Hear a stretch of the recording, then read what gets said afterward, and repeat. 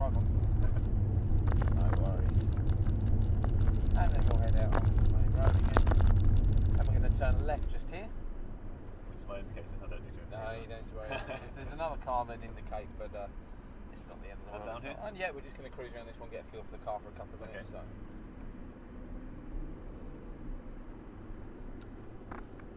Okay. How did you get on last time then? It was great. I had Kieran was my instructor. Yeah. And he, I don't know, we just had a lot of fun. He's a good lad. He's a good lad, isn't he, Kieran? Yeah. I've learned quite a lot from him. I was really keen to come back again, actually. Okay, so up to the hairpin there. So try and smoothen things out when you hit the brakes and things, and your steering technique's fine, no problem. Keep your thumb out the wheel. There is a little area here, and then we'll head around. We'll do one more lap of this short circuit, then we're going to head onto the main circuit. So. Okay. With these AMG Mercedes, I've got no idea what gear I'm in. It's got so much torque, whatever you're in. There is an indicator, but only when it's in manual. When it's in the automatic mode, you don't get the gear indicator in quite the same way. So it tells you that you're in drive and what mode for the gearbox you're in. So at the minute we're in comfort mode. I'll switch it to sport. And sports mode just holds onto the gears a bit longer and selects a slightly lower gear. Yeah, it only shows you what number you're in when you've got the car in the manual setting. So. Okay, so round to the right. This time when we come around, we'll come off the circuit and we'll head down to the main circuit. Other than that, you just feel so in touch with the road. It's really nice. Yeah, really nice. Round to the left. Okay, good. So do a lap or so, get an idea of where the circuit goes again. So just remember, with all these things, obviously they're only for demonstration purposes and shouldn't be repeated on the road. Yeah. I'm sure you'll remember that anyway if you want to look after your car. So. That's it, round to the right, so on the gas down the straight. And then firmly on the brakes. Good. And around to the right. Had you remembered how fast they were, or...? No, it's great when it kicks down, isn't it? It is brakes on the way in, good lad. Okay, and around to the right. So try and avoid the tyre squeal if you can, because that tends to upset our neighbours. So if you come out to the left hand side and aim for that red cone almost, the red cone there, you can turn into the right and on the gas all the way down the straight. Now that's good. That's much nicer. Good. And then on the brakes. A bit more. That's a good lad. So try and be progressive with the brakes there. Yeah. Good. Good. So all the while that you're smooth with the car, obviously you develop more grip basically, and that helps you in the corners.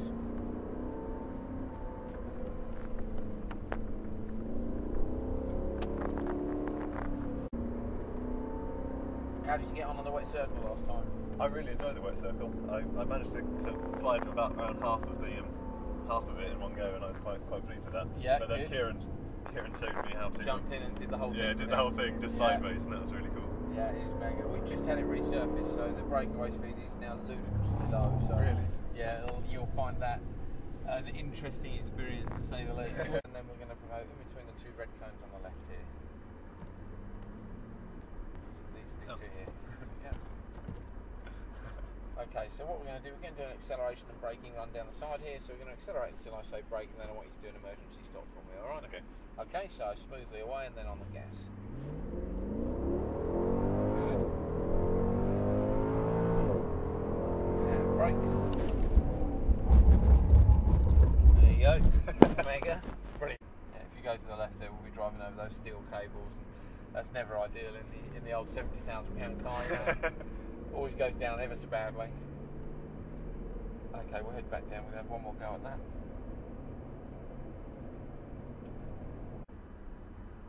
Okay, so if you stop there. Start on the right hand side of the first. That's to the right of the first dot. Okay. Yeah, that's perfect. So it's got a limit on it of 30, so it's just to make it not completely suicidal. So good.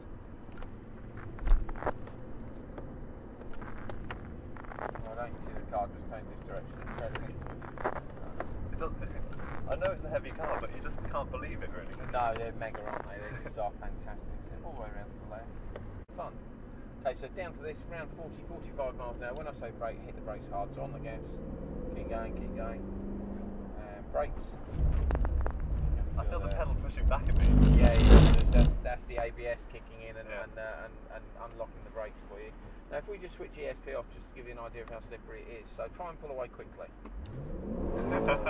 It's just wheels finished. We switch it on again, try again, and you can feel the traction control kicks in instantly. So brakes which are operative on our side, the first two, I want you to pull up in the middle there, just like this, so at 90 degrees to the road, just like we're going to do a T-junction. I'm pulling out of a junction here, and we're going to pull out completely normally, turning left like there's no problem, but then I'm going to say to you there's something coming, and we're going to have to get our foot down hard, and we'll switch the ESP off, so I'm sure you can imagine what might happen. Should you lose control of the car, then obviously hard on the brakes immediately. So pulling out to the left normally, that's it, on the gas, something's coming, on the gas, and brakes. So traction control's back on now, so when you try again, hopefully what should happen is you shouldn't have any problems. You can feel as the moment the car loses control, that the brakes come on and the traction control kicks in. So there's two white lines here, we're going to stay between the white lines. It's been resurfaced, it's very slippery. If you lose control of the car, immediately on the brakes, stay on the brakes until it comes to a complete standstill. Okay, we're going to switch it into manual, I'll put it into second gear, and I'll switch the ESP off. So keep going for now, hopefully they'll improve a bit. Okay, so whenever you're ready, just a little blip on the gas and see if you can keep control of things. So a bit of gas. Good. So a little bit of gas. Good. And brakes. Very different to last time, isn't it? Yeah, ever so slippery. Good.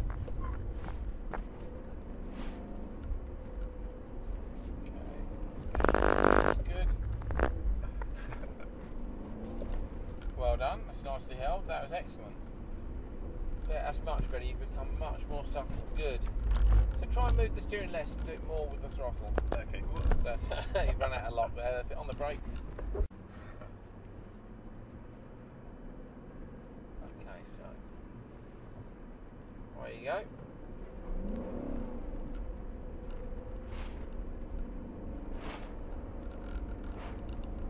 Lovely. So just when it was going out of control there, you added a bit of gas, which was completely the opposite of what you wanted to do, but that's okay. Okay, so just get the car nice and sideways and just catch the slide. Okay, the SL's had a spin, so on the brakes. Do you find that this relates to any of your rally driving skills? Oh, very much, yes. Certainly the rally driving side of things is nearly always sideways, so... What do you drive in?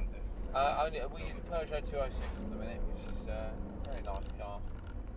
Obviously, I'd far rather be using a Mercedes, being a Mercedes man, but you know, needs must. They don't make any rally cars, so yeah, it's good fun, and I find it useful to be able to sort of cross-reference back to it. Oh. Yeah, I spent quite a lot of time going backwards, I think.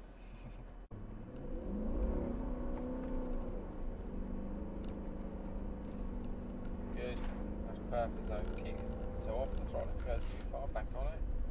Good, okay, so it's all about predicting what's going to happen with the car and trying to sort of preempt it. So really feel what's going on. That's it, good. So keep the wheel still. Right, do you see what I mean? How you can feel with the throttle. Now obviously you can't keep it completely still, but that's a good example there of how tiny little inputs into the steering wheel, but a little bit of work with the throttle. Excellent. So you're really relaxed with the car on the brakes now. A lot more relaxed with the car now than you were when we first started. Yeah, I'm not moving this wheel all over the place. That's really weird. And that's the key to whether or not you're having a good or a bad day doing it. Because sometimes if I'm having a bad day doing it, it will take me an awful lot of steering movement to keep the car under control. We'll go for one more high-speed acceleration and braking run, and then we'll have to head in. Is that right? Okay, yeah, that's really good. Okay, we'll head down to the middle of the dynamics area and up to the two cones. Okay, so I want you to accelerate nice and smoothly until I say brake. All right, we'll go a little bit later. Okay, so where you go on the gas. On the gas. Keep going. Keep going. Keep going. Keep going. Brakes. Okay, so that's really leaving it nice and late. All right. What did we? I've no idea what speed we were doing. I didn't look either. Around to the right. These cars are just so civilised at low speed. They're lovely. Yeah, they're so nice. They're wolves, aren't they, in sheep's clothing? So. Okay. Just pull up to the right of the SL55 there. Thank you, Declan. Thank you very much. Pleasure. No worries. Was it Andy? Yeah, Andrew, Andy, Yeah. no worries either way. Cheers, Cheers. mate. Yeah, cheers. We'll see you again, I hope. Yeah, well, I definitely want to come back. Yeah.